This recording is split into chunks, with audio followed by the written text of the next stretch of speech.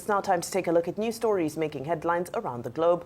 We begin at home with politics, as peace and reconciliation may now be far from the crisis-ridden opposition, People's Democratic Party, PDP, that's following a fresh twist in the lingering internal battle for the soul of the party, as the Minister of the Federal Capital Territory, Nyesom Wike, says that he is withdrawing from all existing peace arrangements within the party. Hours after Minister of the Federal Capital Territory, Nyesom Wike, pulled out of a peace agreement he had with the People's Democratic Party governors and declared he was ready for a fight to the finish. National Secretary of PDP Samuel Anyanwu announced a postponement of the 99th National Executive Committee NEC meeting of the party, slated for May 27. In a strongly worded statement released earlier today, Wike accused party stakeholders, particularly Governor Seyi Makinde of Oyo State and Governor Peter Mbah of Enugu, of serial betrayal and alleged a calculated disruption of reconciliation efforts.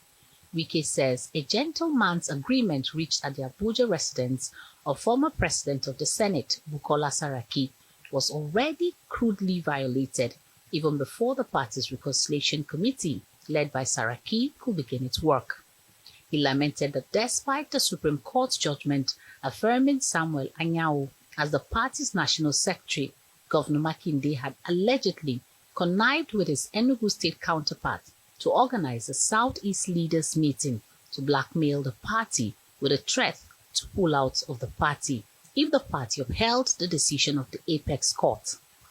Vowing to fight to the finish, the minister went further to accuse the duo of instigating a rebellion within the party's leadership, pointing to a letter issued by the Deputy National Secretary summoning a National Executive Committee meeting, an act that Wike describes as illegal and contrary to agreements already reached.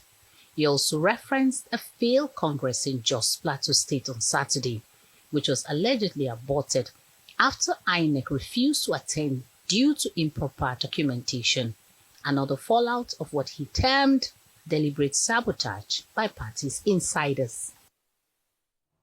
In other news, political leaders from the northern region met in Abuja seeking a united front against President Bola Tinubu's 2027 ambition. They expressed dissatisfaction with the administration of President Bola Tinubu over alleged lopsidedness in his appointments, insecurity and poor infrastructure in the region. At the meeting were former Vice President Atiku Abubakar, 2023 Labour Party presidential candidate, Mr. Peter Obi, former Secretary to the Federal Government, Babachir Lawal, 2023 Vice Presidential candidate, Dati Baba Ahmed, and former federal lawmakers, amongst others. Tunji Olanipekum was there. The National Political Consultative Group for the Northern Zone, and here political leaders from the North are deliberating on the state of the nation. Former Vice President Atiku Abubakar and presidential candidate of the Labour Party in 2023, Peter Obi, are present. Though journalists are not allowed in, we understand top on the agenda is the rising insecurity in the North and poor state of infrastructure in the region. 5 committees were set up at the end of the meeting to further advance the cause of the region. The North is trying to advance political unity. The North is trying to advance political inclusion. That whosoever is the president of Nigeria is the president of everybody.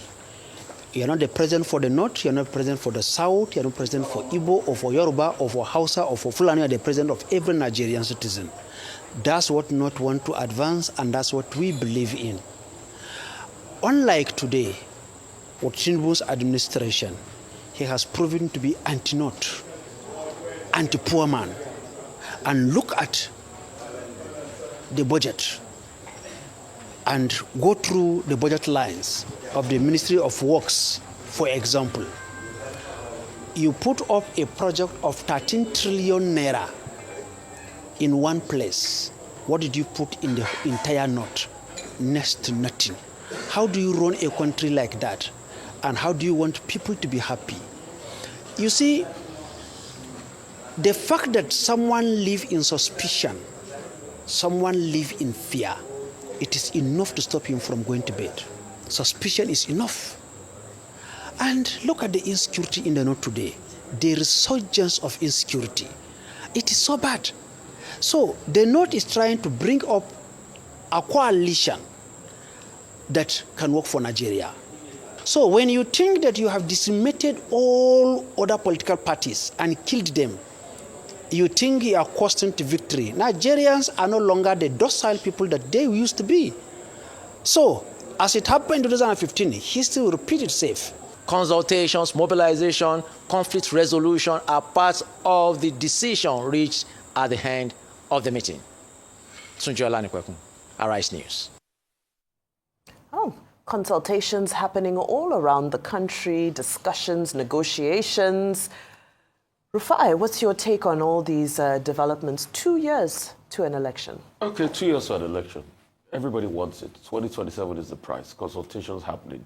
Yesterday, the newspaper led with a story, about Peter Obi, saying he was going to run in the Labour Party. And a lot of people started getting the feelers that, maybe he might not want to be part of the coalition. But this meeting held yesterday, and I think it has calmed some nerves. There are a lot of top hitters in the meeting, like you've seen. Againt is there. In fact, there's talk about General Guzo also being in support of all of this rallying. There was a little skirmish in the meeting anyway by the Jigawa delegation as regards who is going to be the leader, but it was sorted out when the son of former Jigawa Governor Lamido was finally put as one of the leaders of the Jigawa delegation. And initially they said the meeting was to discuss, what is happening in the north, insecurity and all of that, but it was way more than that. It was this first bold move in their country. I'm happy about it because, you see, I've always said I condemn a one-party state. We should never have any talk about a one-party state. But what I will also tell these people all coming together is, who is ready to sacrifice for the other? Because increasingly I'm seeing a lot of people that, yes, they say they have one interest, which is to unseat President Tinubu in 2027, but all of them want to be president. I don't know, maybe when they get to that part, then they'll be able to navigate it. Maybe I was too hasty when I took, the assumptions of the This Day newspaper on Sunday and say, I said this might not fall through. But I remember on my tweet, Mr. Umarasoni, your very good friend, did say, don't be too hasty, Rufai. And he was correct, because probably he knew more than me that this meeting was coming up. So we'll see how these consultations go. And we'll see where they arrive at. Like you all say, 24 hours is a long time in politics. But it's a very good first step. At least in the news reportage this week, it wasn't about one defection or the other. It was from the opposition coalition also saying something. So it's good for balancing. And please, I just want to say this in extension. I know this is not part of it. Dear Governor Eno, you cannot suppress the rights of journalists. Whatever decision was made in that state against those Channels TV journalists, and I'm really mentioning it because I'm standing up in camaraderie, that because a report was released by them and they are barred from the press center, we totally condemn. We are all patriots at this point in time for our fellow journalists and our colleagues. Real quickly, as regards Seyi Makinde and Wike, these were the people that were together with what Daniel Bola would call them, the Jackson 5, the G5. These people came together to decimate the PDP and thwarted basically the chance of Atiku Abubakar because it didn't favor them. So Wike is now saying that all the agreement he put forward, Seyi Makinde is reneging against them. For instance, they should not bring forward Okoye again. It should be Anyanwu that should lead the way. He said Seyi Makinde went to the back to scuttle that. They also talked about taking away all the cases the PDP governors filed against state of emergency from courts and other agreements they did have. So today they are loggerheads. They are so at loggerheads that, in fact, if you check the page of the newspaper today, Wike took a page stating his position on all of that. Let's see how it's going to pan out in their fights. But it's interesting to watch their fights because these were the same people that were doing G5 and they were singing Kumbaya, my Lord, Kumbaya, and they were both all excited when they thwarted the chance of their own presidential candidates. Let's see how the Bukola Saraki-led team will be able to bring peace back to the PDP because the larger context is restoring peace to the PDP. Okay, what is the main issue? Nyesom Wike, Minister Wike, saying that he has pulled out of all peace efforts within the PDP because there was a meeting at the guest house of Senator Bukola Saraki, who is the leader of the Way Forward Committee of the PDP. And at that meeting, certain agreements were reached. And the agreements were reached included the fact that the National Legal Advisor of the party will withdraw cases in court involving the River State matter, that Samuel Anyanwu, who is his own favored candidate, for position of National Secretary, will be recognized as the National Secretary, and that there will be no talk about any Deputy Secretary being recognized as the acting National Secretary of the party. But at that meeting, certain agreements were reached. And on the basis of that, there was some reconciliation. His argument is that, look, the leaders of the party have now gone back on that agreement in Senator Bukola Saraki's guest house. To which, that the governor of Bauchi State, Bola Ahmed, the governor of Oyo State, colluding with the governor of Enugu State, Peter Mbah, have now decided to go behind and renege on those agreements. And that on the basis of that, he is standing on those agreements. He is standing on the ruling of the Supreme Court, even if the Supreme Court did not dictate who should be the National Secretary of the PDP. The Supreme Court simply said the party should go and put its own house in order. And the party is divided. On one hand, you have people who are saying that they are insisting on Samuel Anyanwu. On the other hand, you have the National Working Committee saying, look, it's the Deputy Secretary who is acting as National Secretary. You have the Southeast Caucus of the People's Democratic Party saying that the person they want there is Ude Okoye. Otherwise, it will amount to an act of affront. BOT Chairman Adolphus Wabara says so.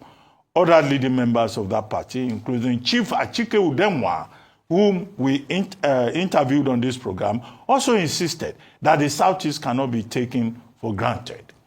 Now, so what is clear is that there is conflict within the People's Democratic Party. There is dissension within the People's Democratic Party. Nobody even knows who the National Secretary is at this particular moment. And that was why when Senator Gabriel Suswam came onto this program, he said the PDP is in an intensive care unit in a hospital. In other words, that the party is very sick. And he said, on the occasion that we interviewed him, that the May 27 NEC meeting of the party will make or mar the PDP.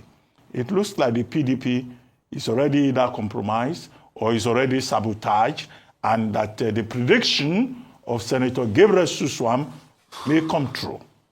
It may not die as a political party, as acting national chairman, Ambassador Damagum insists, but will he be able to make any impact in 2027? So you have a party, a political party, at a crossroads because of the failure of his own internal democracy. However, I think Wike's role in the matter is also something that should be underscored. Yes, Wike says he has been in the party since the very beginning and that he has invested so much. But he projects himself as if he's the be-all and the all-in-all of the party. The same party under which auspices he was made chairman of Obio-Akpo local government, under which auspices he became special assistant to the governor, became chief of staff to the governor, became commissioner, became minister of state education, served for 2 terms as governor. I think it's most unfortunate that he's the same man who says he wants to destroy the PDP because he says he will fight to the finish. But he's very clever. He's hiding under agreements. The other time he said there was a southern projection agreement. This time around he says something was reached in Saraki's guest house. And Anyanwu, who is his lackey, has now issued a statement postponing tomorrow's scheduled meeting of the party, and he says he disagrees with a deputy secretary acting as acting national secretary. And then the other party, the National Working Committee, is insisting that they do not recognize the PDP. So, look, PDP is out of the equation, the way it is looking. A divided party like that, I don't see how they are going to reorganize within 2 years to challenge the same APC that they say they want out of power. Lessons not learned, leadership not provided, a lot of display of incompetence in the People's Democratic Party. Quickly, to the issue of the northern leaders.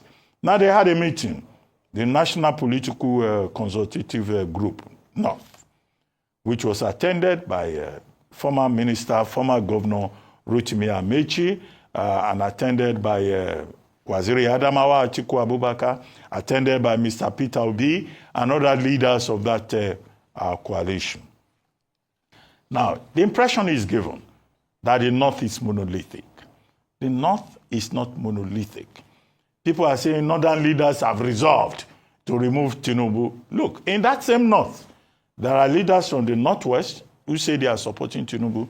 There are leaders from the North Central who are saying they are supporting Tinubu. So it's not as if the North is monolithic. So when the newspapers, the media report that northern leaders forge united front, there is no such thing as a united front in the North. Indeed, at that meeting yesterday, there was a quarrel by the Jigawa delegation over who should speak on behalf of the Jigawa delegation. Babachi Ilawal had recommended someone else, but the delegation, refused. They turned the place into a chaotic environment. The security agencies, DSS, police, and private guards had to protect the VIPs in the place. Peace was only restored when it was agreed that Lamido, the son of Alhaji Sule Lamido, should speak on behalf of the Jigawa delegation. So the North is not monolithic. And there's also the issue. There's also a tendency within that coalition that is arguing that the next candidate from the North, from the coalition, should come from the South. But that Southern candidate should sign a one-term agreement. So you see they're determined in saying they want to push APC and Tinubu out of power. Okay? Now, that Tinubu is not going to just sit down and allow them to push him out of power. And which Southern candidate is going to agree to do only one term? If you put a Southern candidate there, he too will say he will do one term. But in any case, they have not even agreed on the platform.